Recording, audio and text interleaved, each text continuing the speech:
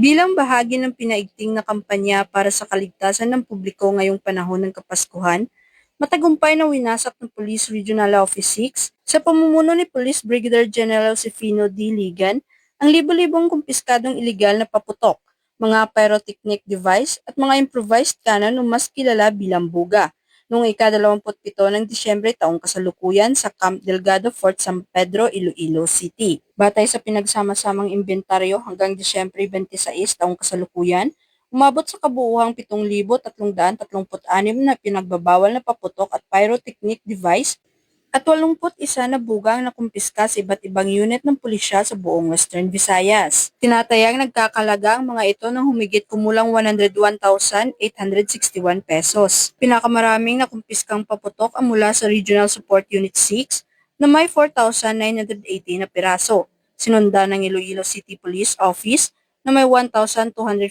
na paputok at isang buga, at Iloilo Police Provincial Office na may 710 na paputok at 30 buga. Ang Aklan Police Provincial Office na may 12 iligal na paputok at 37 buga. Capiz Police Provincial Office na may 13 buga at Guimaras Police Provincial Office na may 380 ipinagbabawal na paputok. Kabilang sa mga nakumpiskang iligal na paputok ang mga walang label at mapanganib na uri tulad ng granada, kwitis, triangle, lolo thunder, kara, dynamite big, whistle bomb at iba pang ipinagbabawal na pyrotechnic devices na maaaring magdulot ng malubhang pinsala. Binigyan din ng Pro 6 na ang pagsira sa mga iligal na paputok ay hindi lamang pagpapatupad ng batas, kundi isang mahalagang hakbang sa pag-iwas sa aksidente at pinsala, lalo na sa mga bata. Patuloy ang mga operasyon laban sa iligal na paputok at buga, at ang mga lalabag ay harap sa kaukulang parusa alinsunod sa umiiral na batas. Isinagawa ang disposal ng mga nakumpiskang paputok